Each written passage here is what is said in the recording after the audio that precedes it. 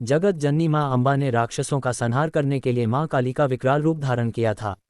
उनके इस रूप के पीछे शास्त्रों में बहुत सारी कथाएं प्रचलित हैं और पुराणों में भी इनका व्याख्यान मिलता है। आइए जानें माँ के भयानक और ममतामयी स्वरूप की कथा। माँ काली के जन्म की कथा। दारुक नामक राक्षस ने ब्रह्मा जी को प्रसन्न करने के लिए कड़ी तपस्या की। उससे प्रसन्न होकर ब्रह्मा जी ने उसे वरदान दिया कि उसकी मृत्यु केवल महिला के हाथों से होगी, अन्य कोई भी उसे मार नहीं पाएगा। वो राक्षस ब्रह्मा जी के वरदान का गलत फायदा उठाने लगा और उसने सारे ब्राह्मणों, संतों और देवताओं का जीना मुश्किल कर दिया। उसने अपनी शक्ति से सारे अनुष्ठान बंद करवा दिए और स्वर्ग पर अपना राज जमाकर बैठ गया। सारे देवता उससे लड़ने गए पर निराश होकर वापस लौट आए। तब ब्रह्मा जी ने बताया ये राक्षस सिर्फ किसी स्त्री के हाथों ही मारा जाएगा।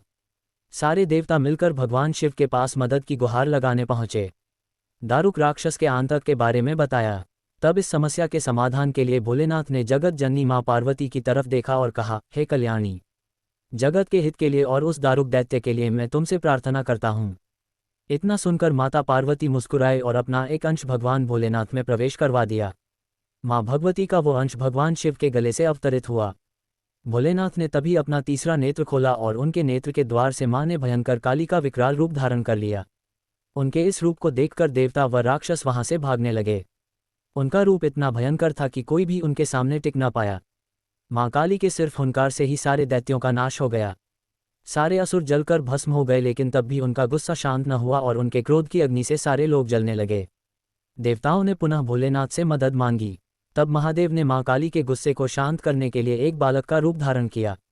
उनके इस रूप को बटुक भैरव भी कहा जाता है और उस बालक के रूप में भोलेनाथ जोर जोर से रोने लगे। उनके रोने की आवाज़ माँ काली के कानों में पड़ी।